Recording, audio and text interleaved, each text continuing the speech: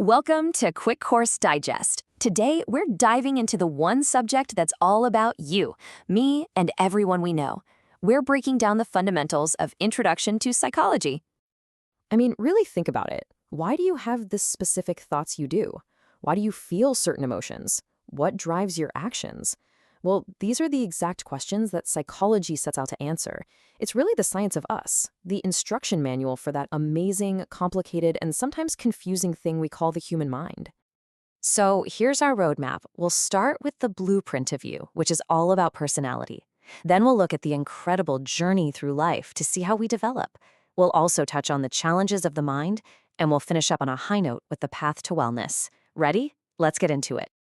All right, first up, your personal blueprint. If you really want to understand yourself or anyone else, personality is where you have to start.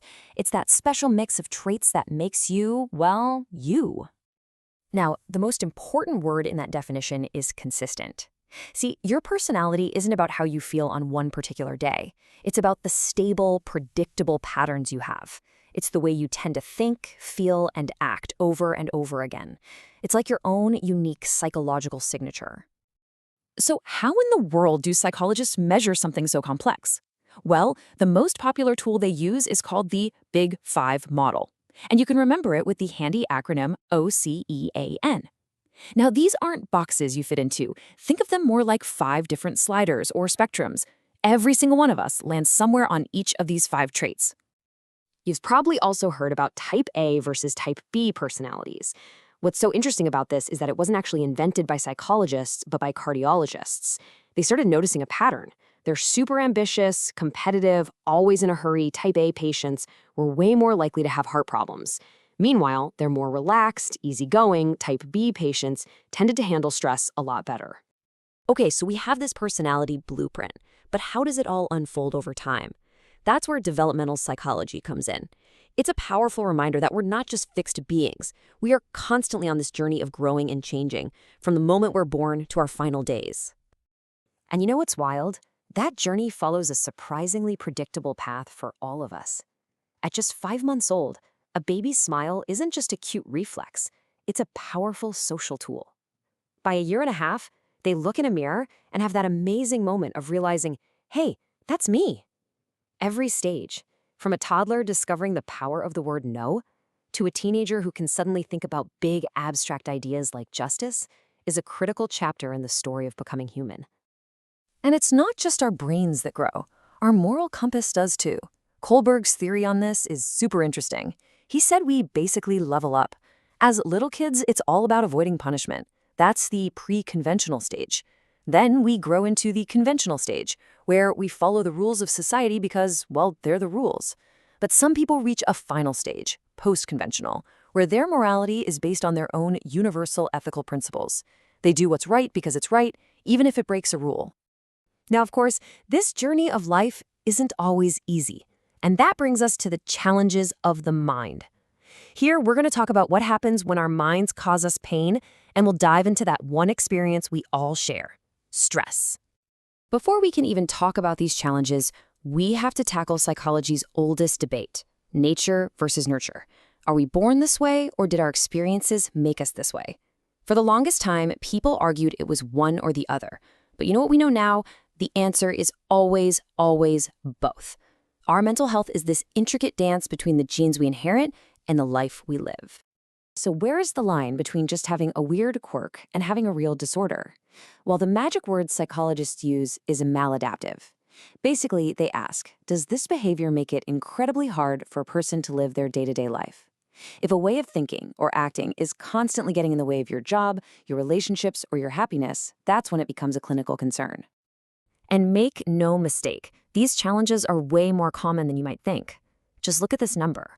Almost 1 in 5 adults in the US has dealt with an anxiety disorder in the last year.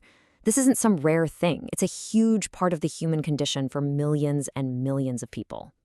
To get a handle on all this, disorders are often grouped into major categories. You have things like anxiety disorders, where worry can take over. There are mood disorders, like depression and bipolar. And then you have other categories, including disorders related to psychosis, personality, and of course, trauma and stress. Which brings us back to stress. Now look really closely at this definition. This is a game changer. Stress isn't the thing that happens to you. It's not the bad traffic or the tough deadline. Stress is how you perceive and respond to it. It's when you decide that an event is overwhelming. And that's actually great news, because if our perception is part of the problem, it means it can also be a huge part of the solution. And that leads us perfectly into our final section, which is all about hope. See, psychology doesn't just diagnose problems, it gives us a clear roadmap for healing. It provides real tools we can use to build resilience and find our way to wellness. A huge part of that roadmap is psychotherapy. It sounds like a big clinical word, but really, it just means using psychological tools, usually talking with a trained professional, to help create positive change in your life. The goal is never to fix you, because you're not broken. It's about empowering you with new strategies to handle whatever life throws your way.